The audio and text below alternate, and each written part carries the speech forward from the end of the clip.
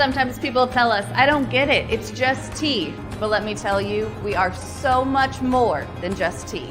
With more than 25 flavors, the possibilities are endless. Come on in and try them all for free to find your favorite or get us on the go for your busy lifestyle. And don't miss happy hour every day for half-price cups of tea.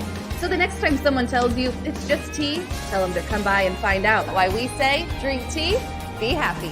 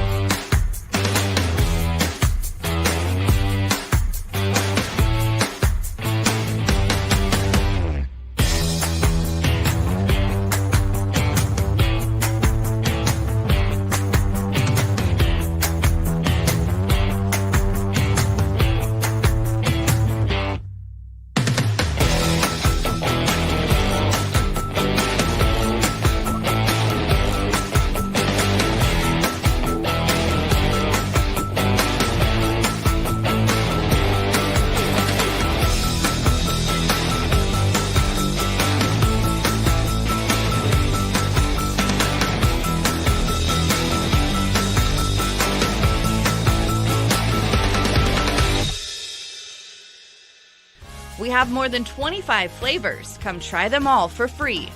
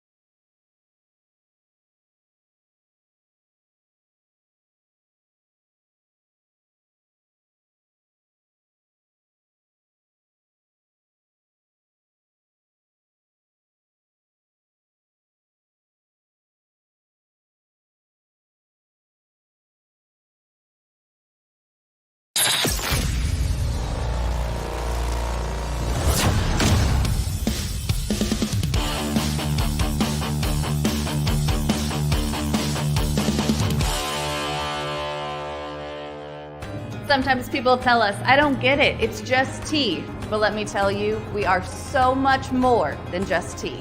With more than 25 flavors, the possibilities are endless. Come on in and try them all for free to find your favorite or get us on the go for your busy lifestyle.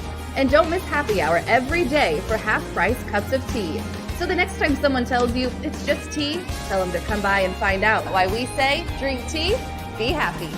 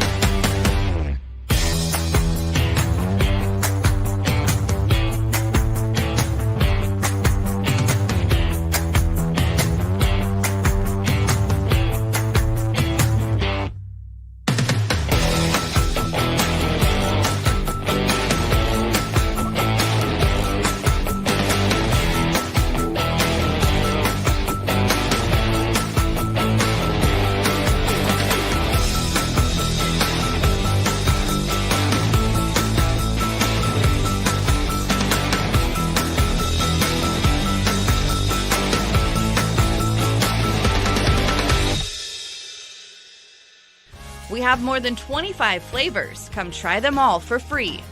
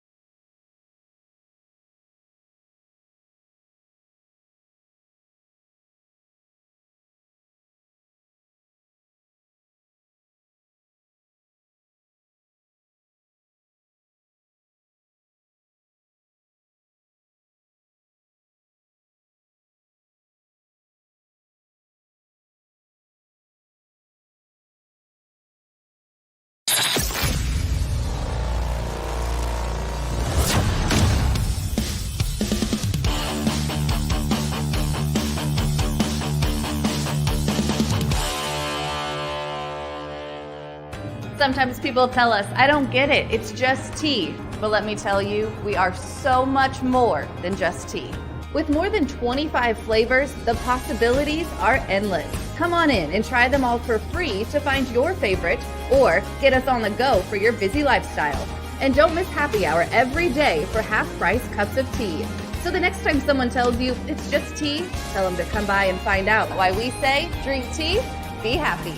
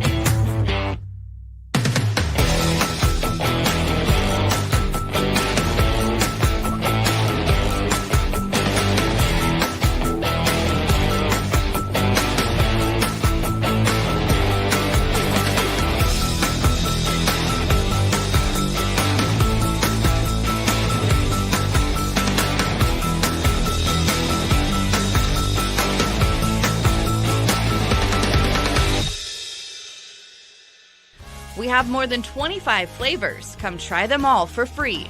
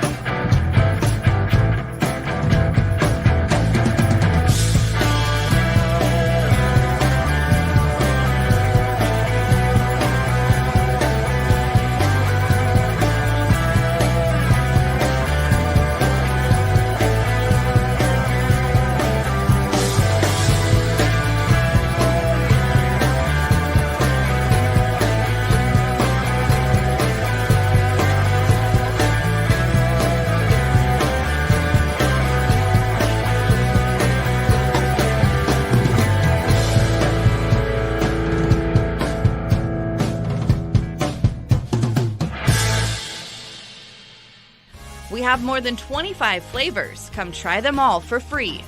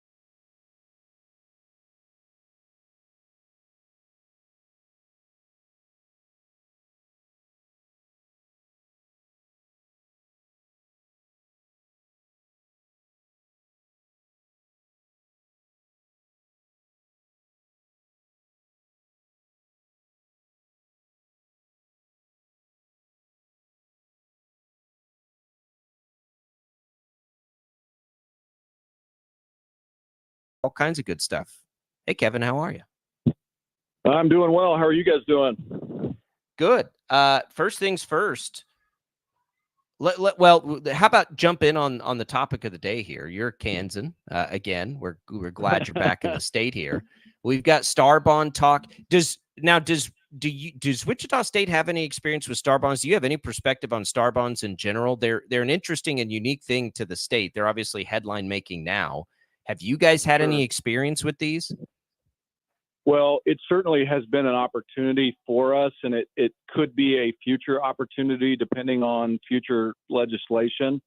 But in my very rudimentary understanding of Star Bonds, that their very basic element is those dollars that are bonded for projects are basically turned around and guaranteed economic development, tax-based revenue for a city, a region, and a state. So it's considered just an investment in a specific project or facility or whatever the case may be. So we might, for example, just take a look at the 96 K96 district there in Wichita with Top Golf, with the hotels and the restaurants and the Under Armour and all of that. Many of those projects, I believe, were Star Bond projects, which obviously contribute to the tax base, jobs in your community, and economic development. So I think those are a pretty good example. Obviously, what the news of the day is a whole lot bigger project than that. It's interesting, isn't it? Like you've probably got some unique perspective on this. You've got to run a budget, but you also have this opportunity to do something bold and big. And, some of the ways that it might, benefit the state aren't, black and white that you can put on paper. But it is a unique and probably big spotlight on something that we all wonder about, and that's the impact of what great sports can have that go beyond, the games and the sports themselves. I mean, how big a deal off paper is something like this, do you think, for a state that doesn't have a lot of these types of things going on? Yeah, I think anytime you bring significant business and industry to a state, it's a huge win. And obviously you will see states across the country will incentivize, whether it's tax exemptions, it may be sales tax exemption, whatever the case may be, that you see states putting together packages to attract companies to specific areas. And I think there are examples all over the state of Kansas of that. And certainly I'm familiar with many of those in the state of Kentucky. And so those are in some ways incentive packages. And I think, when you have an opportunity and you see value, I certainly don't want to speak for our governor or our government Sure. or legislation, but when you see that opportunity and you understand all the direct economic impact to that, but there's also so much indirect economic impact and tourist activity that occurs, there's value in that. And so obviously you align the value of whatever incentive package you can put together with the value that you see both directly and indirectly with that coming to fruition. So, I'll give you a really, really small, not that it's not important, it's incredibly important, but a very small example of that might be our state high school track championship in Wichita. We've had it for 50 years. And as it stands right now, that is an event that churns $7 million of economic impact over a 2-day event in May in Wichita. $6 million of that churns from outside of Sedgwick County, and $1 million of that churns from folks that are inside Sedgwick County. So when you say it's kind of a nebulous, what do you mean by churn? Well, it's people in hotel rooms and restaurants and sales tax and gas and entertainment, and all of that. Those pieces are considered economic impact. Well, when you look at renovating University Stadium and you understand the CPI is basically an index that it's like inflation that increases over the years. But when you look at a $7 million economic impact for state high school track in Wichita, and you multiply that over 20 years with a recommended CPI of like 2.5 to 3.5%, you're in the hundreds of millions of dollars of economic impact. And so you ask about the importance of running first-class state high school championships from an enrollment and recruiting standpoint on campus, huge. from an economic impact to our city, our region, and our state, huge. And so I think those are all at a much larger scale, those are all the decisions and the weighing data points that you walk through in these conversations. Kevin Saul joining us here. I'm sure hard at work to secure a Shocker basketball game at the new Arrowhead Stadium up in Kansas City, Kansas, in front of 100,000 people. So you heard it here, folks. Breaking news. We appreciate your work on that. Some kind of contest that includes all three of the Kansas State schools at the same time. So we'll let you work on that. In reality, though, and all joking aside, this softball tournament, I can't believe the crowds. I mean, I'm happy for the crowds. Where are all these? Are these all people locally? Are these all people traveling in from the tournament? Like, what have you guys seen with that? Because every time I see our video or I see it on TV, like Wilkins is hopping now for going on 10 days or so. Yeah, 18 games. We've got 9 dates of double headers going on, and I think to answer your question, Jacob, it's a mixture of a lot of different things. It's local, traveling teams that are coming, or high school teams. You've got obviously a very well established fan base of season ticket holders and supporters with the Wichita State program. And then you have all of the families and friends of these young women that are representing their various institutions and hometowns and families and all those things that are competing in the event as well. And so we've seen multiple sellouts. We've got an opportunity here for 18 games that are all on linear TV, and linear, in my simple definition, is kind of the traditional cable networks of ESPN, ESPNU, ESPN2. And so when you flip that on, you, of course, are seeing all the AU softball logos, but you're also seeing Wichita State on that field, and text and logos and woos in center field and all that. So it's really helpful, I think, from a recruiting standpoint. I think it keeps Wichita State relevant and on the map throughout the summer, well past the Women's College World Series. So we're blessed and thrilled to have it, and our ops team, led by Brad Pittman, have done an awesome job with the event so far. And then, Kevin, this is in just say you can't talk about it. If you can't talk about it, that's totally fine. I bring it up because we literally only just saw it. There is a Croatian potentially addition to the basketball team. Is that something you guys are prepared to chat about, or is that something that it's too early? I see something on social media that seems more legitimate, or I wouldn't bring it up. Having not had the chance yet this morning to scan social media to see where the source is and what the information that's included, I'll hold off on comment yet. There's certain boxes that have to be checked from our perspective before we can publicize the signing of a recruit, and I'm not sure that those boxes have 100% been checked. Yeah. So I'll hold comment until the next time we get a chance. That is totally fine. I think people generally understand that. We just didn't know as we saw it. It just jumped out at us. Last thing from me, track and field.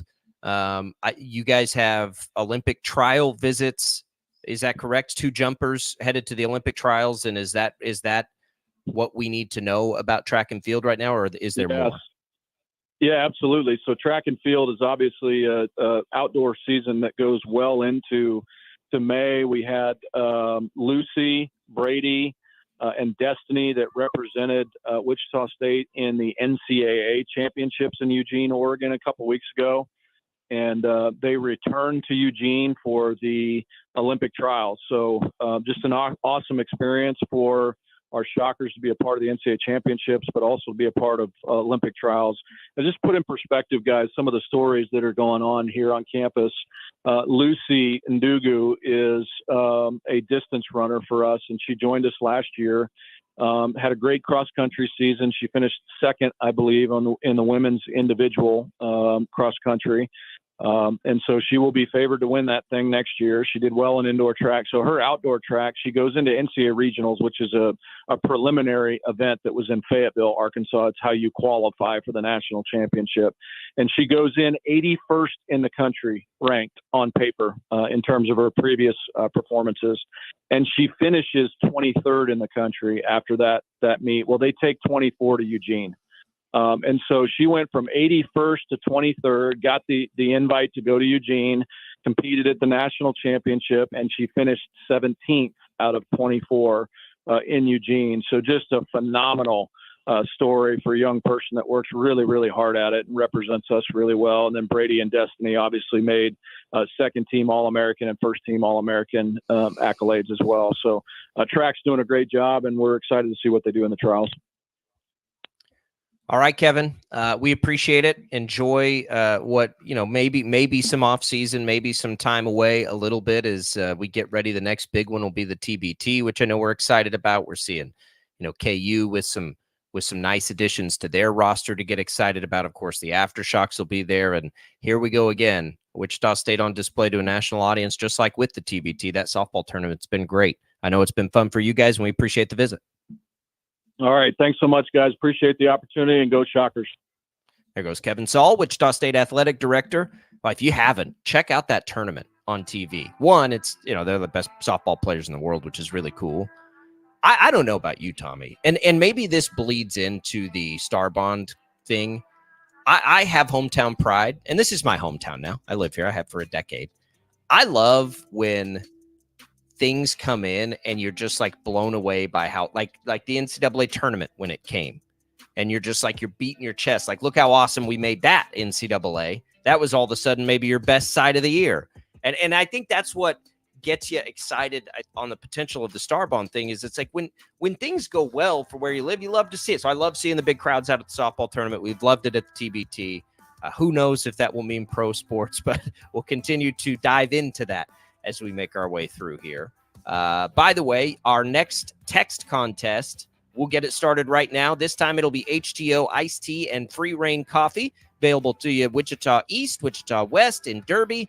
You can enter that contest by texting the keyword TEA to short code 20357. That's TEA to 20357. Message and data rates apply. Good luck, everybody. Tom and I'll come back.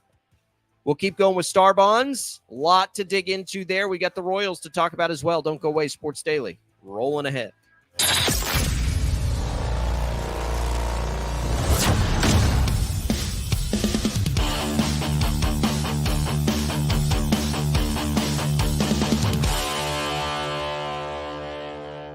Sometimes people tell us, I don't get it, it's just tea. But let me tell you, we are so much more than just tea. With more than 25 flavors, the possibilities are endless. Come on in and try them all for free to find your favorite, or get us on the go for your busy lifestyle. And don't miss happy hour every day for half-price cups of tea. So the next time someone tells you it's just tea, tell them to come by and find out why we say, drink tea, be happy.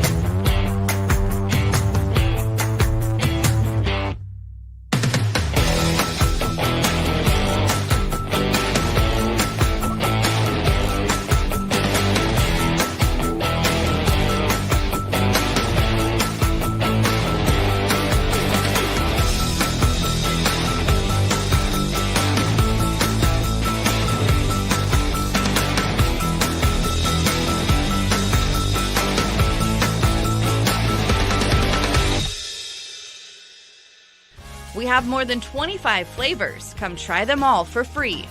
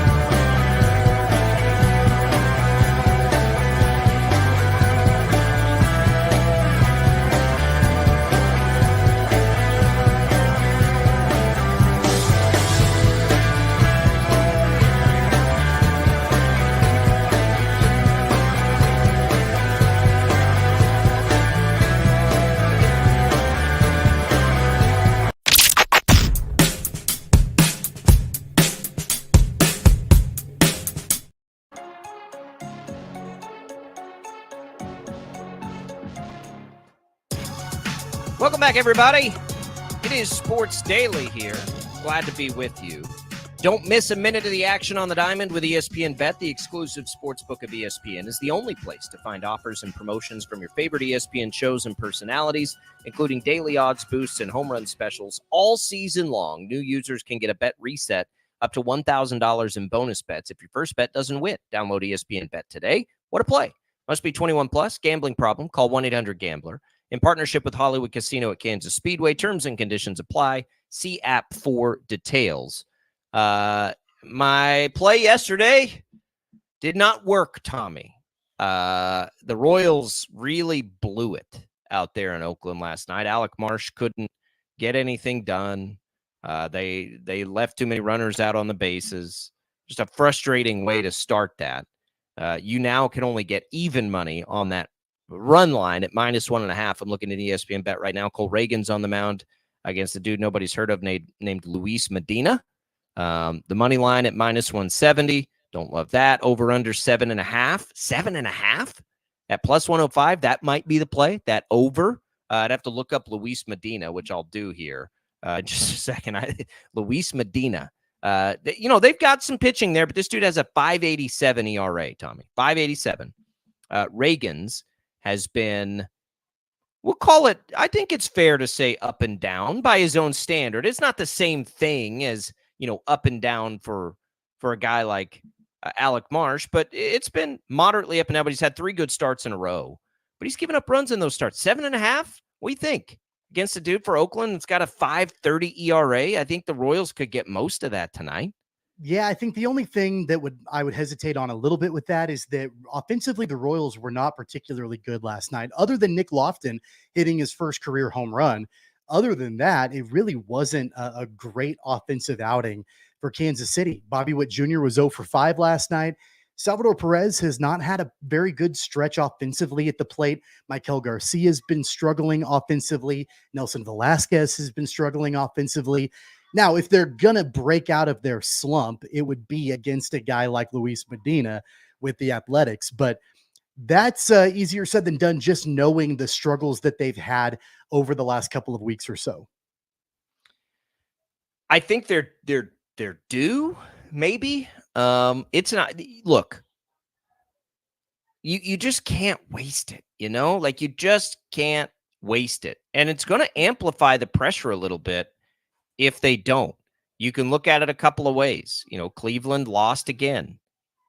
Now you had an opportunity to get to 4 games. Like, it's nice that you didn't go to 6, but you had an opportunity to get to 4. It feels wasted every time this happens now.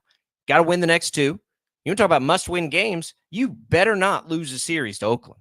You better not, right? Like, you can't do that. And so maybe the run line is a better bet as we're talking bets. I think I kind of like the over 7.5. I was dead wrong yesterday. Bet at your own peril. We'll see what happens. But the Royals, isn't that the knock on Alec Marsh is just the up and down? And I think you never really know exactly what you're going to get. Is it going to be basically a masterpiece, or is it going to be an explosion? And it was an explosion last night for him. I don't think the pendulum can swing farther in either direction than it did in his last 2 starts, to shut down the Yankees and to get knocked around by Oakland. That's about as far on either side as you can get. Can we just kind of go down the middle here a little bit? But again, in theory, that's your 5th starter. You live with that. You don't. Cole Reagans is not. Cole Reagans is your you feel like you've got higher expectations for the remaining 2 games in this series for sure, just because of who's going to be pitching.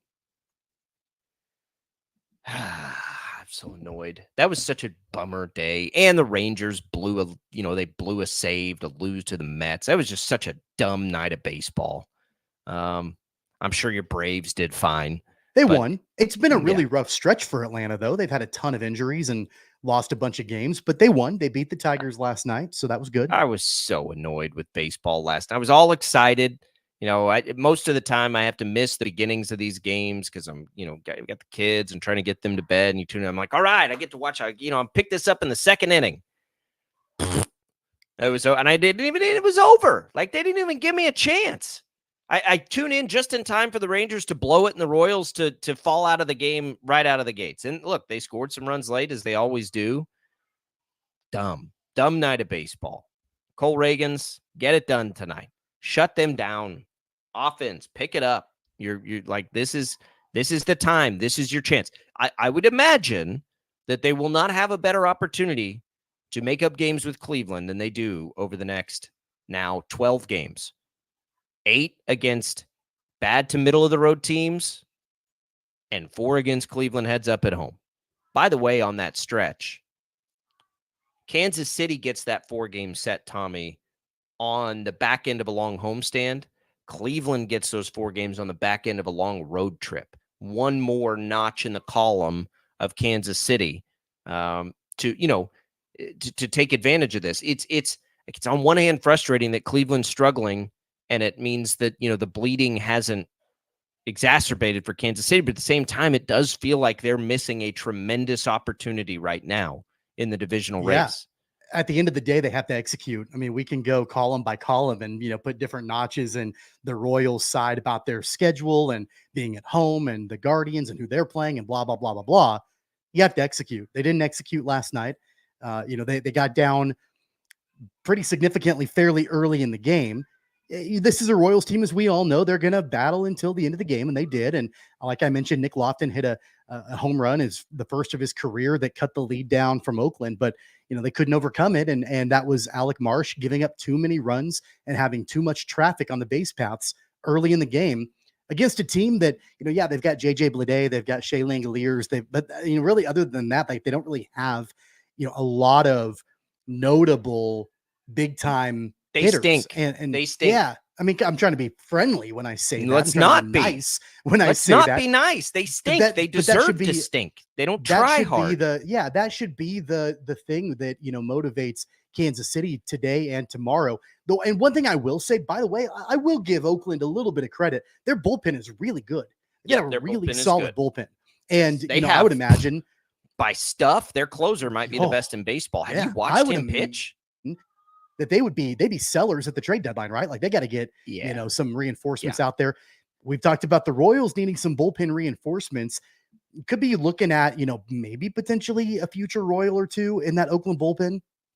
I think they'll be the first team everybody calls. That their closer If you haven't watched him pitch and you got a chance last night, the only reason I have him, one, I watch a lot of Rangers baseball, so I've seen it, but I have him on my fantasy team. I saw him early in the year, and I was like, like, are my eyes deceiving me, or does Mason Miller have like unreal stuff? And then I saw him again, and I'm like, holy crap! And so he's been very, very good this year. I don't know that they'll be trading him. But yeah, he's got a lot of control left, I think. Yeah, I mean, I listen. Think about the haul that you can get from him. You know me. There's no guarantee that a closer will stay that dominant long term. Always on board with trading bullpen pieces every, because I think bullpens are so dadgum volatile that you just trade them away. If you've got a good one year, trade it away, because the next year it might not be good. Like those exact same pitchers might not be good the next year. And I think it's the fastest way to get a bunch of really good players really fast. We'll see. Look, they've got a chance again, win the series now. The sweep is out the window, but you better not lose this dang series. Like, you can't do it. You just can't do it to this team. So go out and don't just beat them. Beat them bad tonight. The starting pitcher last night has had some good starts at least. This dude tonight, there's no reason with Reagan's on the mound facing this other pitcher that the Royals shouldn't run through this no problem tonight. No reason at all. So maybe I'm talking myself out of the over and going and taking myself back to the run line. Let's try it again. We tried it last night. It failed. Fool me once. Shame on me. That's not right. Fool me once. Shame on you, Tommy, for not talking me out of that. Yeah, for not talking me out of that yesterday. Now it'll be shame on me. I was right there with you. I'm going to do it again. I'm going to do the run line again. I'm going to do the run line again. Hindsight's 2020, but I mean, there was obviously a reason why that money line wasn't as juiced as maybe we thought that it would be. And I think I mentioned it yesterday.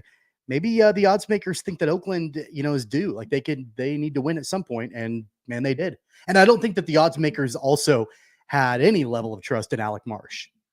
I didn't either. I just had trust that it's the A's and they suck, and you should be able to beat them. And the Royals did score 5 runs, so it's not, the offense collectively did its part. The offense generally collectively does its part, right? Like, it's just whatever it is. Isn't that weird about this offense? I'm trying to remember one where it's almost like no matter what combination it is, they get it done offensively. And you want to try to like find these holes in things, but then you just look at the collective body of work and you're like, maybe they don't need to do anything on the offense, because they just they find ways to score runs. It's not pretty sometimes, different cast of characters. And and I only bring that up because we haven't talked about this yet, and we probably should have. The bullpen was really good last week.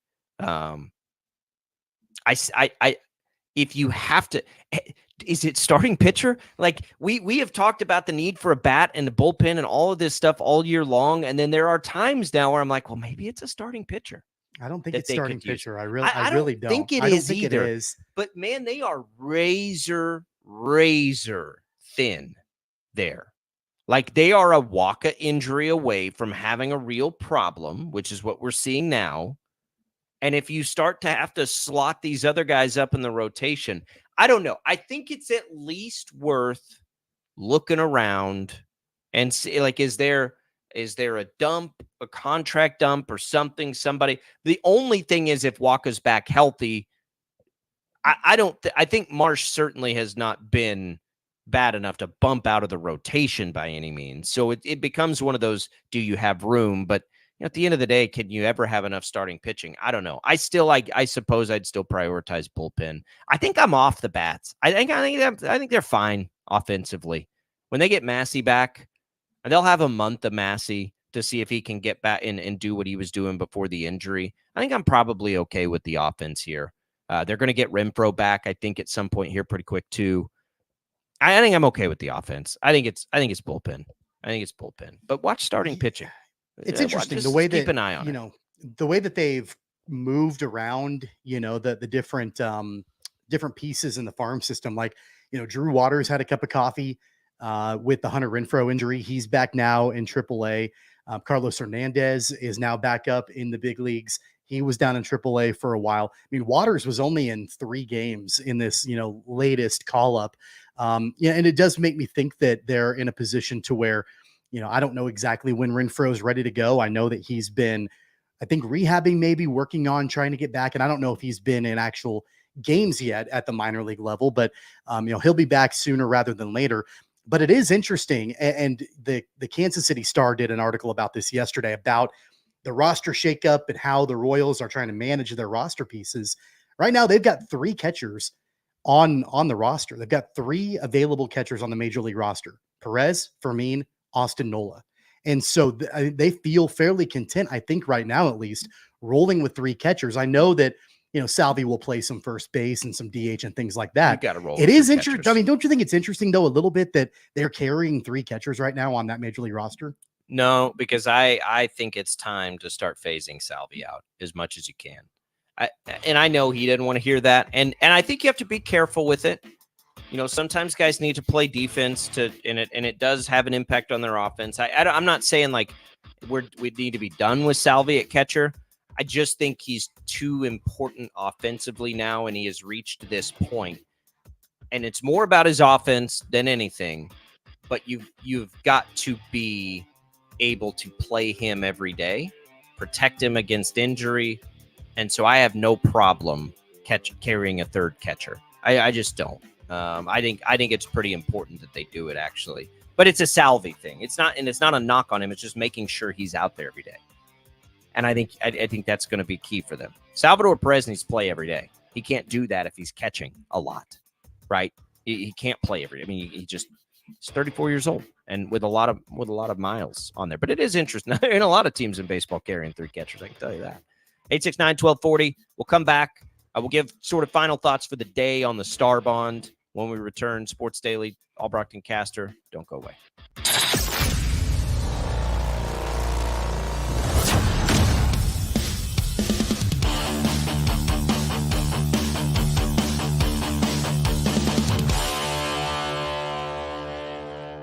Sometimes people tell us, I don't get it, it's just tea. But let me tell you, we are so much more than just tea.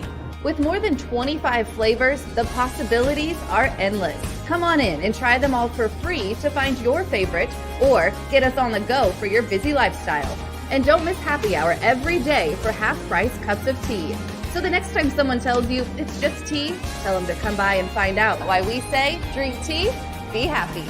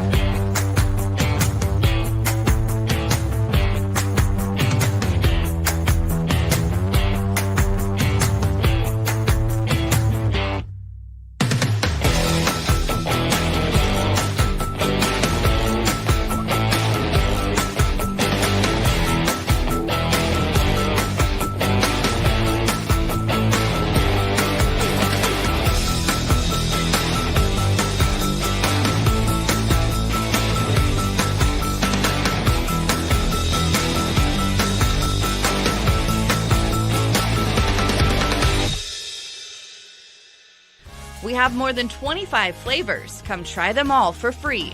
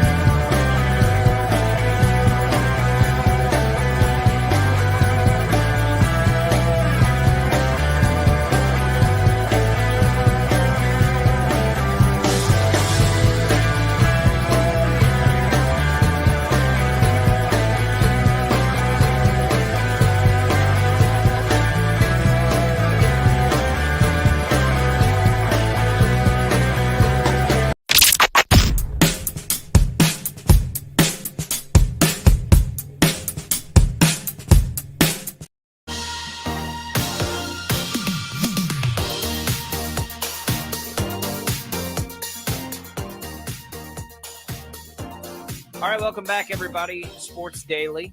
You can text the keyword T to 20357 for your chance to win some HTO iced tea and coffee.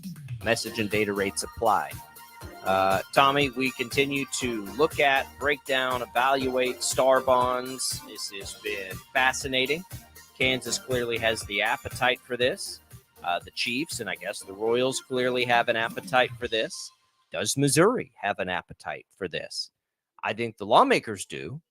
Sports is an interesting lane when it comes to politics and investments and economics. And there is a passion portion of all of it, right? We're fans. Sports should be a great uniter for people. Hometown pride, in this case, home region, I suppose you'd say pride. Is that enough to outweigh economic impacts if they're negative? Are they negative? I think it's complicated to look at these things and say it's worth the money or it's not worth the money. I think it's too complicated to say, yeah, it's worth the money. I think it's too complicated to say it's not going to pay for itself because there are other things that come to the table that are not tangible things.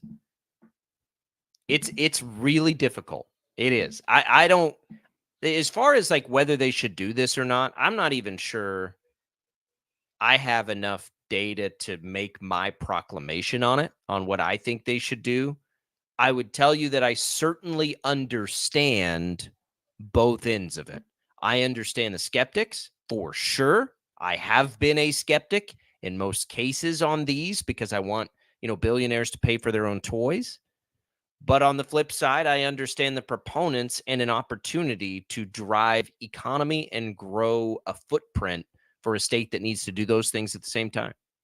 At its most basic level, I mentioned this on social media last night, that I find it wild that, and it's not just us, but everybody, probably nationwide, just sort of accepts the fact that citizens, municipalities, taxpayers, however you want to structure it, needs to help billionaires pay for their own stadiums. And you know what? I absolutely recognize that if Kansas doesn't do it, if Missouri doesn't do it, somebody else will. There will always be somebody else that will, but it's just sort of been normalized that like this is the right thing to do. And I get it, like from an economical standpoint or whatever. Like I'm not faulting necessarily for once. I've got a healthy distrust of government, but for once I'm not actually faulting the Kansas lawmakers for doing this. Like I get why they did it and how they did it so quickly and all of that. It's just generally speaking, in this country, it's just normalized that we should be helping billionaires, and billionaires then expect for their projects to be subsidized. And I texted that to you last night. You said, hey, they're billionaires for a reason. Well, yeah, they are, because they know how to leverage things like this. But let's not also pretend like this only happens in the sports space. No, happens all the time. We're building a company, a big battery plant, using taxpayer dollars that doesn't benefit us down here. You want to talk about some things that could bother you. We build brand new facilities on public universities that do not need to be built all the time. Do we really need, like, these students would be fine in a 50-year-old building on campus? Do they really need a new one? Taxpayer dollars, right? This happens in every space. That's why there are lobbyists. That's why, all of these things exist, and they exist because sometimes you need the things there to drive the economy. Right. And so, maybe the students would be fine in a 50-year-old building, but maybe a new building attracts more students, which drives more revenue, which, there are always those discussions to have, and not just in sports. Sports is the most high profile because it's the thing people are far more interested in, which I do think is important if people are generally more interested in it. Not everybody is. Not everybody's interested in a new library either. Yeah. And I think the true economic impact of this particular project, it's so difficult to assess and predict and what that will look like.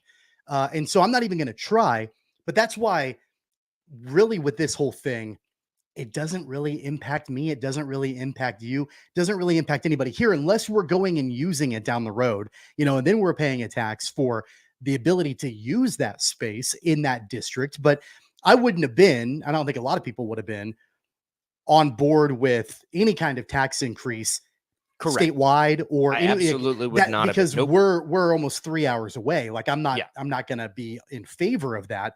So I don't really care one way or another. I just wanted to keep them in the metropolitan area. So if this was the way that they decided to do it and could get it through, and if the teams agree to it, all right, cool. My only concern, I just don't want it to be a bait and switch. I just don't want us to get into it. And I don't think star bonds are necessarily, and we won't know this for a long time. I don't want to get 30 years down the line and all of a sudden then be like, we couldn't pay it back, so we're going to have to raise taxes to be able to pay this back. Well, that sounds like, but in right off the top, and go back to listen to our interview with Sean Logging, on a star bond, it sounds like that risk doesn't come to the taxpayer. That risk comes to the investor in the bonds. Right. So it's a risk. It's a different sort of risk than you might normally consider on that. And I think that's, again, another reason why people are generally more comfortable with these bonds, because it is a risk, but it is a calculated risk, I think, for the taxpayers, for the state. 869-1240. We'll continue the discussion throughout the days here as we try and understand and digest. And I love it. It is so dang interesting to me on this. But now here we go. Governor still needs to sign it. I think she will. We'll come back. We'll wrap up Sports Daily next.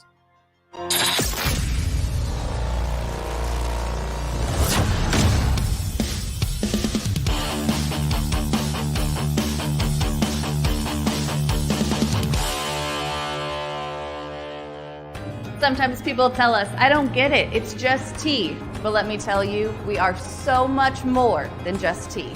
With more than 25 flavors, the possibilities are endless. Come on in and try them all for free to find your favorite, or get us on the go for your busy lifestyle. And don't miss happy hour every day for half-price cups of tea. So the next time someone tells you it's just tea, tell them to come by and find out why we say, drink tea, be happy.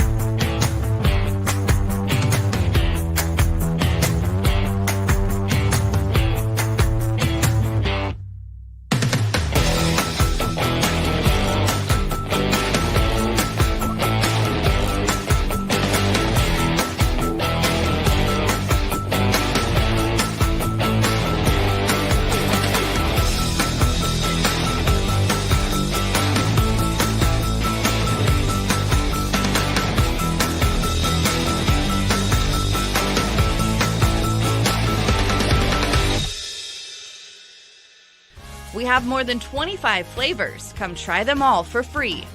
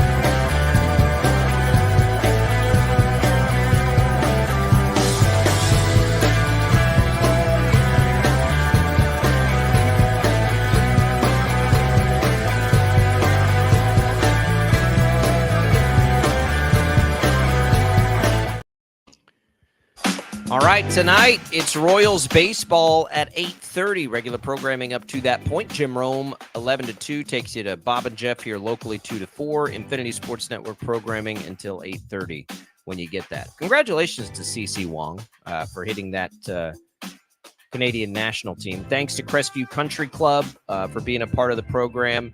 This update provided to you by Crestview Country Club. Check out their offers. They've got the courses back in order. Both the north and the south courts are playable. You got the pool, you got the tennis courts, all of it, the clubhouse. Tell them we sent you when you give them a call. But we appreciate their support here of Sports Daily. We'll be back tomorrow to do it all again. Catch up with Tim Fitzgerald. We missed him last week, but we'll get a K-State update from him. See you then. In Odyssey Sports Station, this is 97.5 and 1240 KFH, KNSS HD2 Clearwater.